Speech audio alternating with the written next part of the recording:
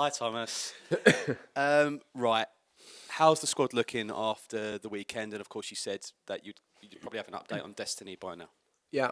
Unfortunately, Destiny have a hamstring injury, so he's out for the next 4 to 5 weeks. And rest of the squad Um, from Saturday. Sorry. the squad is available from Saturday. Is available. Yeah. I know the post-match was dominated by Christian Romero's red card. It's been dominating the radio and the TV since. Gary Neville's called him a reckless liability. Tim Sherwood says he's unreliable. He's your captain, though. For you, is he a leader or a liability now? I think it's. I think a couple of things. Of course, answer this question, but then I think we've spoken enough about Romero last two press conferences. For me, I think he's a leader. I said it before. He's a young leader, so he's learning every day. I said I think I used the example. I remember when I was 30 years old, I thought I was on top of the world. I was nowhere near the level I am today in terms of leadership and understanding things. And then when you have a player that is playing with so much passion and aggressivity, then sometimes things like that can happen. That's not said that he shouldn't learn from it. Of course, he needs to learn from it going forward. Results away from the United game has meant Spurs have dropped down to 15th. Some are suggesting Spurs are now in a relegation battle. Are Spurs in a relegation battle? There's no doubt we're desperate to win games, desperate, and I'm focusing on Newcastle tomorrow. That's a great opportunity ahead of us against a good team.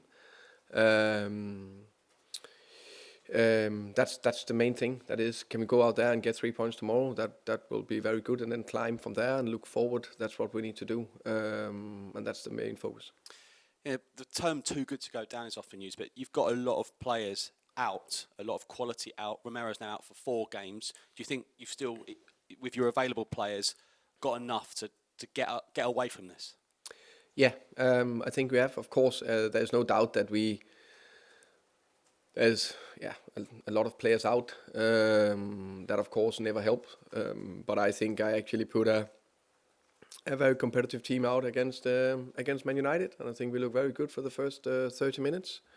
We lose 2 players for tomorrow, but Jet Spence is back, and I think Dragusin looked good when he come back in. So I know we'll put a very competitive team out tomorrow as well, and then there should be hopefully a little bit more after that coming back. But let's see. Best of luck. Thank you. Hi Thomas, I know you've said you've spoken a lot about Christian Romero, but when you say learning from the red card, is it about learning how to play with that edge, having that aggression in his game, but obviously not getting sent off, not getting those accumulation of yellow cards as well? Yeah, it is. And again, it will be super to focus on the available players for tomorrow and for the next 4 games. But no matter what we do in life, we need to learn from it. Eddie Howe was speaking this morning ahead of the game tomorrow, and he said this is the toughest moment of his Newcastle tenure.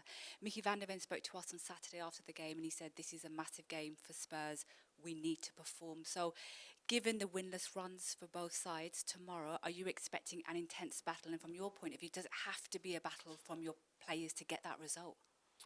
I think every Premier League game is a battle. If someone don't understand that, then they shouldn't play in the Premier League. It's the most physical, competitive, relentless league in the world, no doubt about that. So every game's a battle. So that will not change tomorrow. Newcastle are very physical, very intense in the way they play, and Eddie is a coach I admire a lot.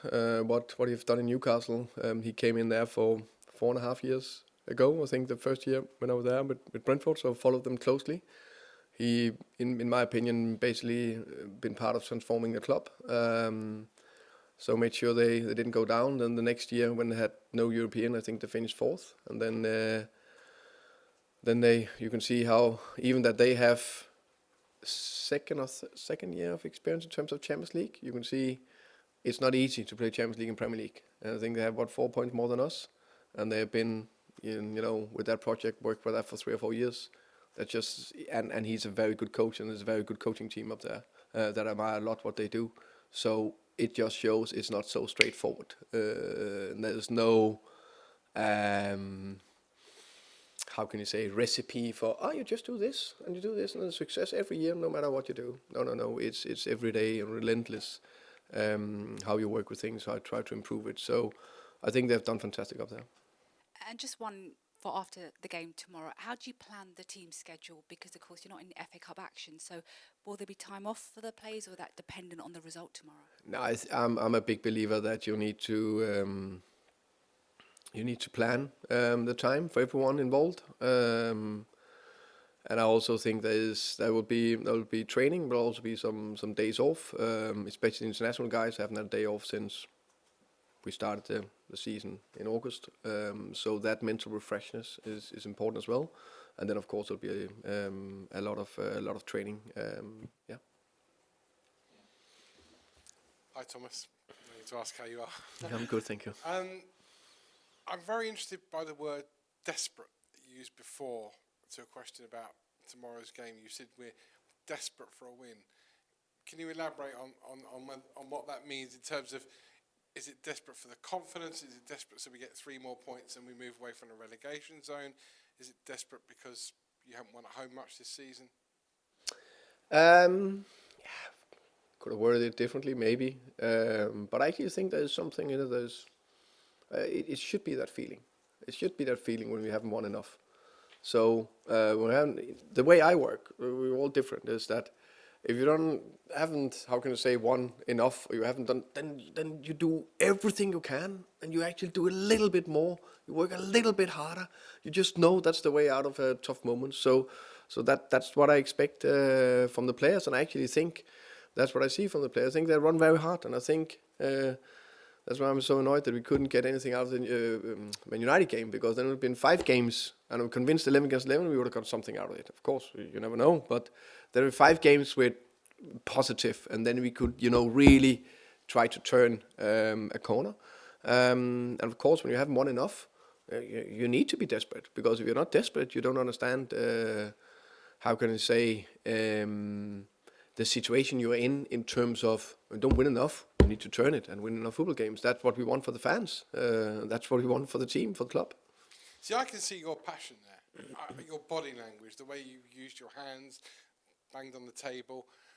Are you getting enough of that when your team crosses the white line on a Saturday afternoon or a Tuesday or Wednesday? Are you getting the sort of real oomph from them, do you feel, that I'm seeing now from you in a press conference? I think I do. What I say, because there's always small ups and downs in games and where there's different momentum. But I really mean what I've said. I've said that quite a few times. Not everything's been perfect, but the ability to run and fight from the team in the last 11 games has been very, very good. And especially in some tough moments. I keep referring to some second halves against Bournemouth, Villa and West Ham, and now lately Man City. And actually Man United. It's so easy to crumble when it's tough and it's not going well, and there's scrutiny and there's everything else. You just see a team that was fighting and running hard away to Man United, and we get going down 1-0, and they kept going. So I think I see a lot, and sometimes for whatever reason, it just sometimes takes a little bit longer, and then you just need to do a little bit more to make sure that everything you do is more to make sure you can get the 3 points. Finally, the role of the fans. We all know supporters are vital. We all know that, especially since COVID, when players had to play without fans and then they came back in. But I've been to a lot of Premier League grounds this season where results have gone against the home team and they boo. We've asked you before about Spurs fans booing and making their frustrations known. But how much do they need to have patience now? I can say we desperately need them, because when you are in a situation where it's not going straight forward, you need the fans even more. So we need the fans tomorrow, massively. to back the team. And when they do that on the highest level, and of course we need to perform or we need to prove. If they see a team that's running and fighting and giving everything, then do everything to help. And when they do that everything to help, it just create those magic moments. And I refer that to the City game, but also the Dortmund game. That was fantastic to be there, and that we need tomorrow. Because of course, when you a little bit down to the bare bone, not that many players, it's not that straightforward, it's maybe not as confident the team and all that, then we need to push together. Thank you. Hi there, Thomas. Just want to check on a couple of players. Kevin Danso, how's his toe? And also, Deki Kulusevski, you had to leave out your Champions League squad. Are we to presume that means he is still feeling pain in his knee? Kevin, he met the consultant. It's going forward. It's still weeks before he's available. Deki got another appointment the end of this week where we will know more. But of course, without the Champions League squad is a sign of that it's not tomorrow. You think you'll have him before the end of the season? Don't know. Okay. The fans do fear that they're in a relegation battle right now. That's what the general consensus is. Do you have the players that can get you away from this kind of area of the table? And cause I was looking through some of the players, and there's actually quite a few that have been relegated at various clubs. So are they up for this kind of battle?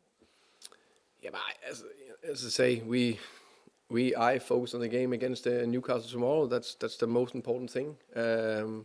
And can we get a good performance out there and get 3 points, then we will start to climb, and that's what it's all about. We need to climb, and every year, every day, we need to climb the table until you are where you want to be, and there's only one place where you want to be in the future. So that's the main focus. One thing I was going to ask you, you're a very kind of straightforward guy in his press conferences. You talk kind of very honestly. I remember back to your first press conference, you said, we will lose matches. And I don't know if you're aware, I feel like it's become a bit of a theme, maybe among fans more than anything, that's the tone of the season, that Spurs will lose matches. Do you regret kind of starting off your 10 years kind of talking in that way, even though it was kind of a reality that people have to face up to? No, I don't know what you know. You refer to my press conference. The rest I obviously don't know. But I have no point in. I think there's two things. It needs to be the nice combo between reality and selling hope, and that's a fine balance. I haven't expected us. I have no. How can you say? I knew it will be a tough season. I didn't expect it to be as tough as it's been. So I think that's down to injuries, down to margins, down to a lot of things. You can say 2 red cards after 30 minutes, and that's not what you plan for. A lot of season you go through a season with 0 red cards. So it hasn't been straightforward. I know where we want to go, and I see a lot of good things going on as well, and that just is, how can I say, it's not as positive when you don't win the games. I think that's just the contrast, is that maybe they've had other managers that come in and promise or wanted to win trophies. Had a former manager this week talking in a podcast about this club should be aiming for bigger trophies in the Europa League, things like that. So I think that's why I was asking, really. But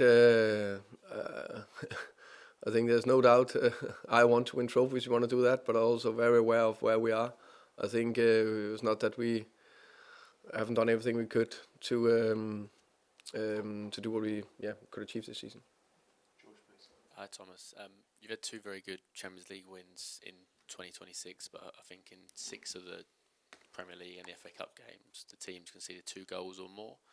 Why is it kind of so easy at the minute for teams to score against your Tottenham team? I definitely think that the defensive side is something that we would like to be even better at, especially recently. I think we started the season very well. And it's very, very simple. If you can keep the ball out of the net, then you have a better chance for winning. It's something we are highlighting. It's something we're working on. It's something we are talking about. And at the weekend, Eddie Howe, you're going to face tomorrow, was talking about how he's got to do better, he's got to do more, even though he knows he's working as hard as possible. Are you kind of having those same conversations with yourself and the coaching staff? You know, do you sort of feel like you're kind of performing at your best right now, or is there more that you can be given? Try to find the margins every single day. Try to put the hours in every single day, together with the staff, the coaches, if one, to do everything we can to how can you say, get a bit of momentum, because a little bit stop-start. That's what we're working very hard on. So there's only one way, that is head down, do what you believe in, keep going, stay calm. And you face us regularly in these press conferences, and you know, facing a lot of difficult questions at the minute. Someone you know very well, Johan Lang, has obviously been at the club since 2023 and is in charge of building this squad. And yourself and the manager before have had 2 seasons in a row now where the squad's been decimated by injuries, and there's clearly not been a strong enough squad to cope with the schedule. Is he kind of being, you know, put under scrutiny internally, and should he sort of face more accountability now for the situation 2 years in a row where the squad he has built is not, you know, serving the purpose it's been built for?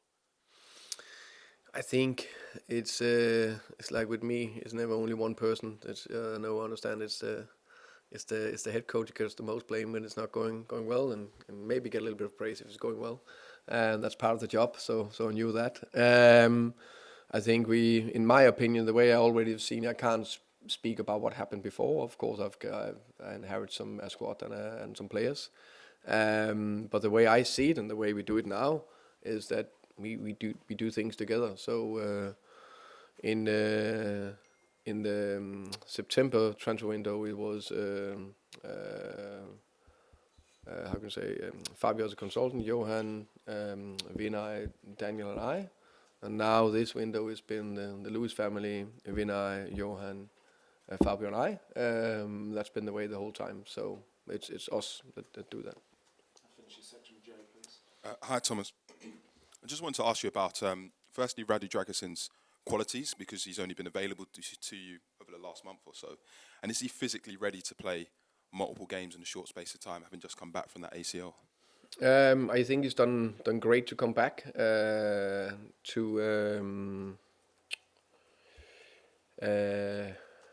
thought it was one more game, but anyway, he I'll just try to get the stats right. Anyway, he's looked good. The two games he played, right? I think it's 2 games, yeah. And he looks strong, and I like that. I think as a defender, he's very good. You can just see his alert, his movement, the way he anticipates different situations, the way he tried to do the principles. I really like that, and he's really competitive in every aspect. But he's fine, he's strong, and he's ready to go again tomorrow. Just on Destiny, he struggled with injuries a lot over the last couple of seasons. He's only just come back from another injury. How do you manage his fitness long term so that he is consistently available? That's of course an ongoing process to keep building him more and more robust every day. So that just long-term process. But what does that process look like of making him more robust? Yeah, but I think it's a combination of different things. It's one, gym work, recovery, training, manage him, game load, all that. And then just final one from me. Suatsa made his debut on Saturday against Manchester United. Just wondered what you thought of his performance and just how he's adapted to the club as well. He did very well. Very happy for him. Coming from Brazil and 19 years old to Tottenham, to Premier League, getting his debut as one of the most iconic stadiums in the world. That's a big thing. So I hope him and his family is proud. Okay, we'll end the broadcast section there, everyone.